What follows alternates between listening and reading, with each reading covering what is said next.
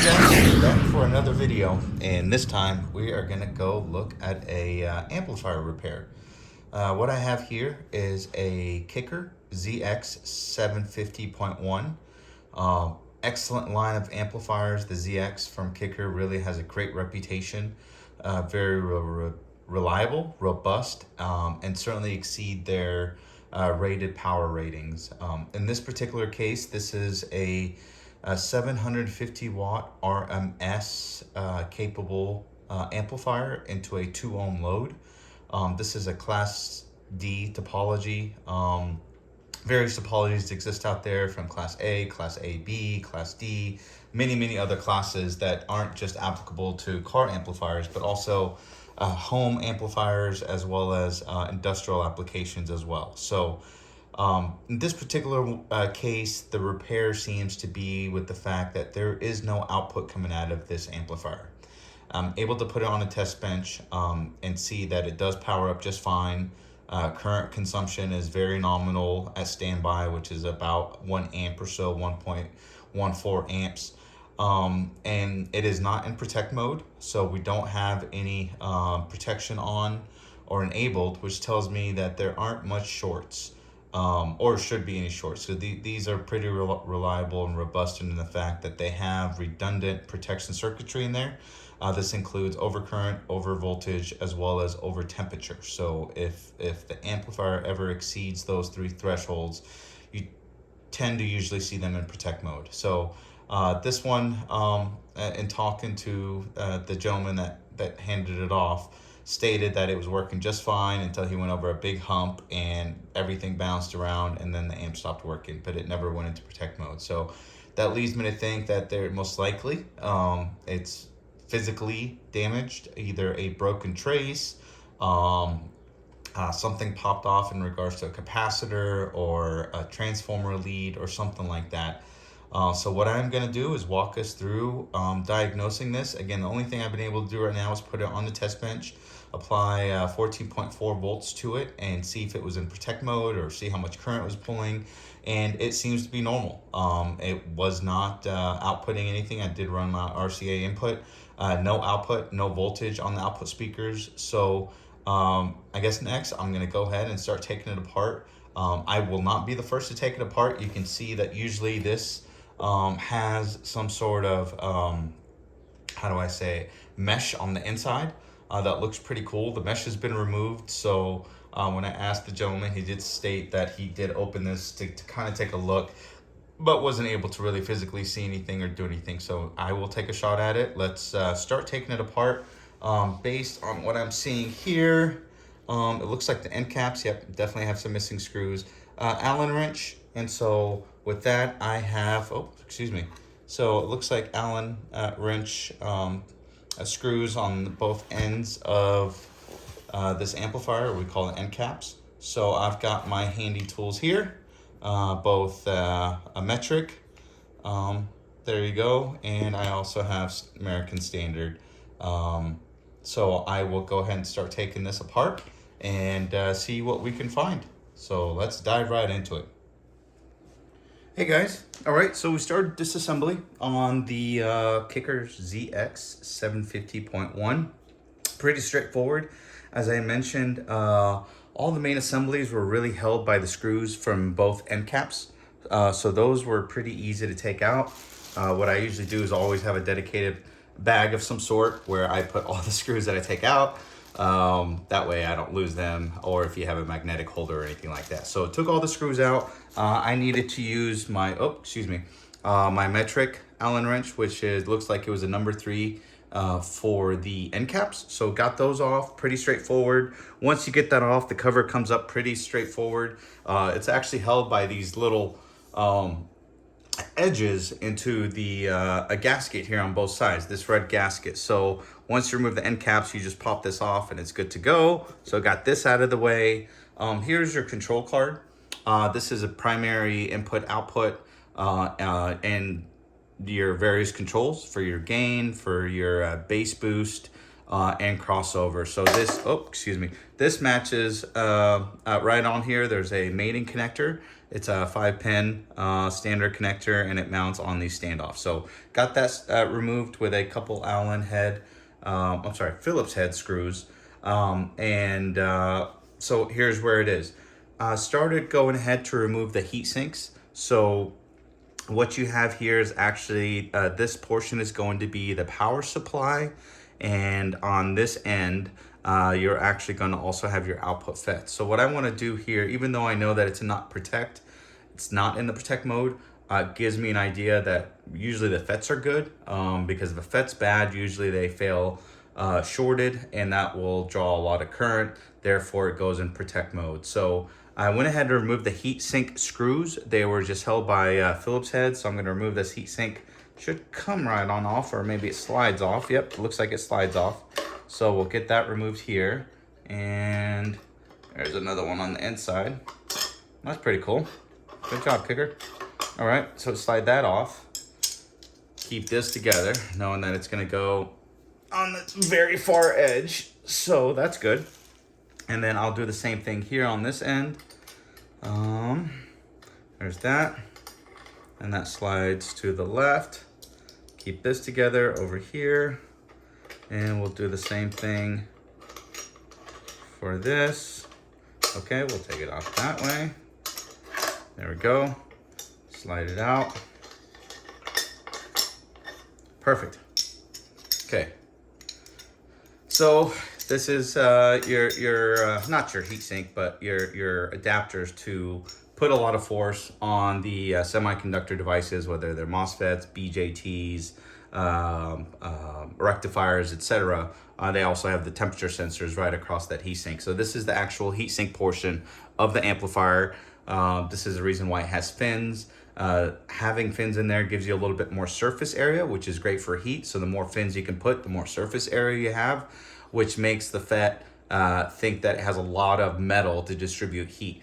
And also a great design of these fins is there's natural convection that air passes through, and it helps kind of pull that heat away from the FETs. FETs, or MOSFETs, dissipate a lot of power once they're under usage. So, but the great thing about Class D amplifiers, they're pretty efficient, so they do tend to perform better than other topologies of amplifiers. So that being said, I've got my handy Fluke here in resistance mode, and what I want to do is I want to check all the source to drain. Those are usually on the outside of each FET, so I just want to go through and make sure there's no shorts. Any shorts should come up as 0 resistance, and so far so good, pretty consistent. High, we're talking about 32K. That looks about right for those pull-up resistors. That's good. All right, and let's see, we got one here. Okay, so that's good, and then we have the temperature sensor there. Let's look at these FETs. That's the other rail. So this is a half bridge topology here for this Class D amplifier. So you've got one half bridge with a set of FETs, and then the other half with a whole nother set of FETs. So I will do the same on this end. Let me just push it back this way. Hopefully you can see okay. And let's see if I can just do it with one hand. How's that sound?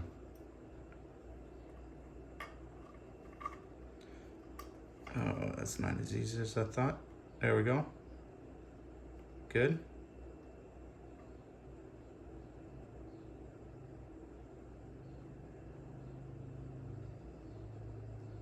Okay. Let's see what we have here. It's probably not making good contact. There we go.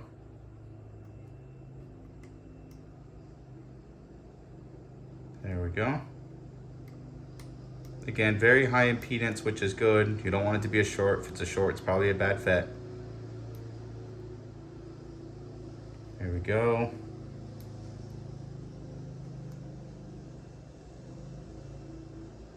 Okay. And the final part are going to be the rectifiers. And rectifiers are pretty straightforward. They're just two diodes facing each other, so you see that impedance change. As you apply the resistance mode, it actually applies a very small voltage to help measure that resistance. So it looks like the rectifiers are good. FETs are good on both the input stage and output stage. So that's good. So overall, we don't have to replace the FETs. Again, as I mentioned, it does turn on.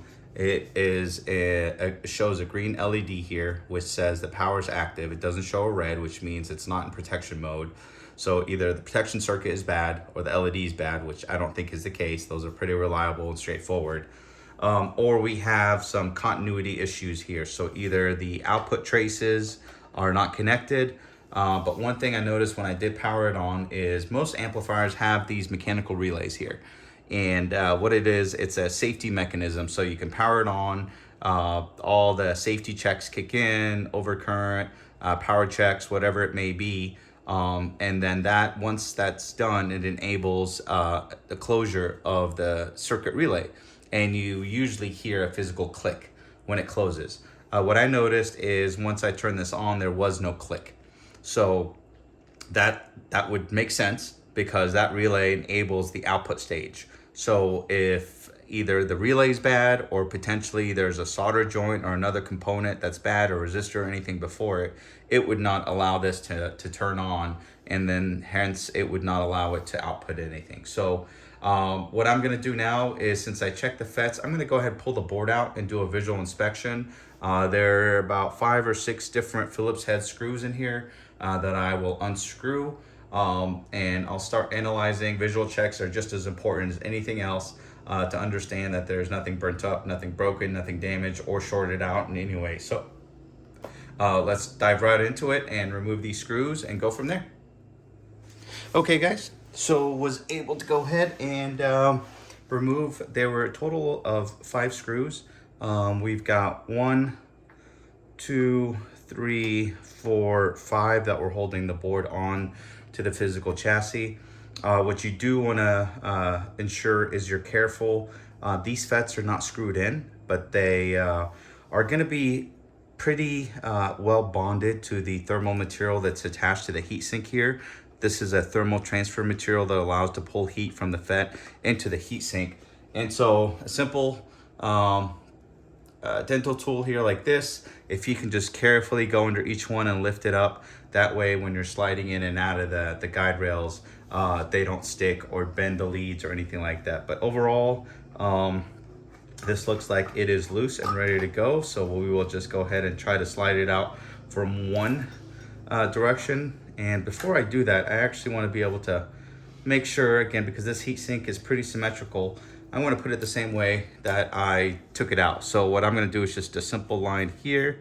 That way when I put it back, I line it up the same exact way, and there's no question if it goes this way or the other way. So that being said, let's go ahead and pull this out carefully, if it will.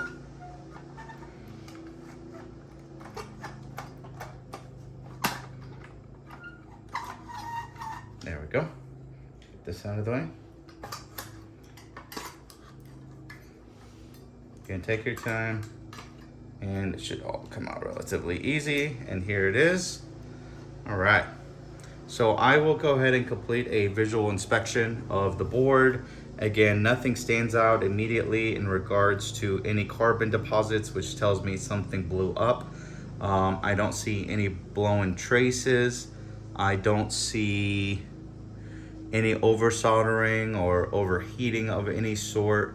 But I will carefully just kind of walk through here, both the front and the back.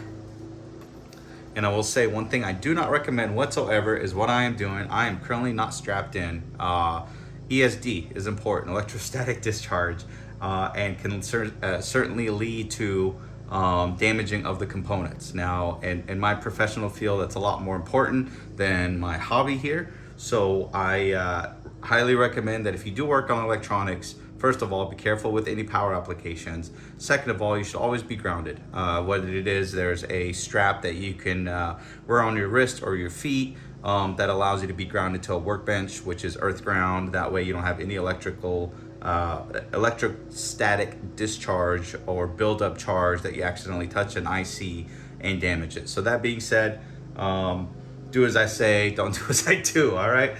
Thank you guys. So I'm gonna take another visual inspection here and just, again, look for anything that stands out, broken parts, broken traces. And what I would usually do is I'm gonna take this to my workbench where I'm gonna get strapped in. And I also have some magnifying glasses that I can use with more of a work light. So stay tuned, let me do a visual inspection and see if I find anything. Okay guys, so I did a visual inspection. Nothing looked out of the ordinary.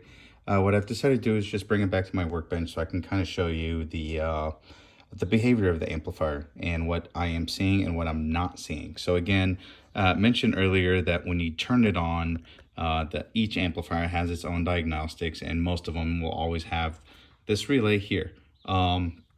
This relay is triggered once all the self-checks take place and everything passes. So what I've done is just kind of connect my power, and I've connected the indicator here.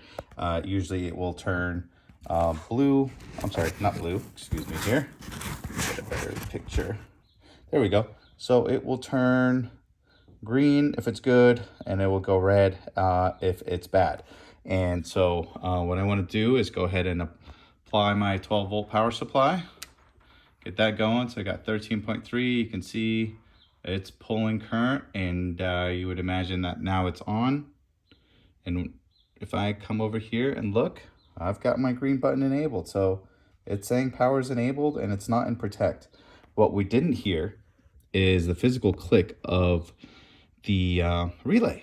And so again, it narrows down to this area, either the drive circuitry for the relay, self-diagnostics, or a bad trace. So I want to go ahead and pull up the data sheet on this specific part, see how it's connected, and then I'm going to ohm it out and see why it's not making contact. But overall, we've checked all of these FETs, all of the rectifiers for both the power stage and the output stage. Again, this is a half bridge amplifier. I looked at all of the circuitry here to make sure there's no physical damage.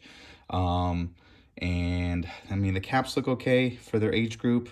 Not significant swelling. Usually with these electrolytic caps, they'll swell up eventually once they dry up, and they will fail. And usually they fail open. That way you don't have enough capacitance and not enough power storage or energy storage to enable a lot of the switching on here. So next step is let me pull up the data sheet on this and see the connectivity, and maybe turn the board around and do some continuity tests while it's on. Okay, so good progress. Checked out the overall data sheet for this part. There wasn't a lot of information on it, but went ahead and just confirmed what the pinouts were and the pinouts. I did my continuity check. It was not closed when there was no power, which is good, right? It only should close when it's powered up.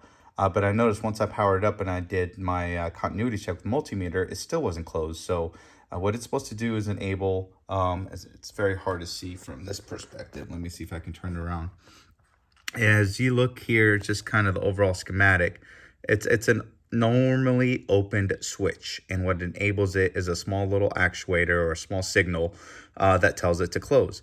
And what's happening is I can see that small signal is being sent, but it's not closing. So to help ensure that this was the problem, what I did is I went back under the connector leads, and it's going to be a little bit hard to see from down here. What I did was just put a shorting piece of lead that you see right over here to almost make it seem like as if it's closed. And why I did that is to validate, is it really the relay, right? And so with that being said, I believe it was success. And so I'm going to go ahead and power it back on. You can see same current draw here, which is good. We're going to come this way, and we're going to see we still have now our green button, which says that it's not in protect mode. And what I've done is just connect a simple load out to it, not well connected. And I've got my RCA input here. So I am going to, and I have got output. And the output is just connected to a dummy load. It's a 6.5 inch subwoofer, just that I use for benchtop testing, just to see if things work or not. So it is working, and now we can actually monitor the current draw as it starts outputting, and you should see that increase as that increased volume, confirming that it is outputting. Perfect. And so I'm going to turn it back down, and it should be somewhat close to that steady state. So there you go. As I assumed it was something related mechanically since it was not in Protect. Again, these are pretty robust amplifiers. And so what I will do now is probably just order a whole new relay before I take this one off and see if it's available. I think I saw some on Amazon, just my search, but I was really focused on getting the technical data sheet. But overall, simple fix. It is operating. I will go ahead and get the part on order before I desolder, and then I will make a final video once it's all completely assembled. Thank you all for tuning in. Another successful repair. All right, so we got it all put back together. Finally got the relay updated, replaced. I apologize, I didn't videotape it just because it happened so quickly, but here it is. And at the same time, I was able to replace some of the screening in there to make it look a little bit better, and certainly not to have anything fall in there, right? But very successful. This is, I would say, one of the easier repairs that I've done in a while. Usually they are damaged FETs, damaged transformers, damaged ICs, drive circuits. This one was pretty easy. And I think the saving grace there was the fact that the Protect light didn't kick in, right? When Protect kicks in, that means something went wrong, and something that it recognizes, either overcurrent, over voltage, over temperature, will kick it into protection mode. And it's pretty standard across all the main brands out there as far as building amplifiers. So that being said, got it all set up. Got it all put back together. Looks good. Time to go ahead and power it up. Make sure, yep, perfect. All right, so we got that. And in this particular case, I went ahead and connected it to just a good old entry line kicker comp. This is a 10-inch. So let's go ahead and play it. And we just want to show that it's green, it's powered on, no issues. And let's go to my stereo. There you go. Let's see, different current draw. She was sitting all alone over on the tailgate. Here's the subwoofer.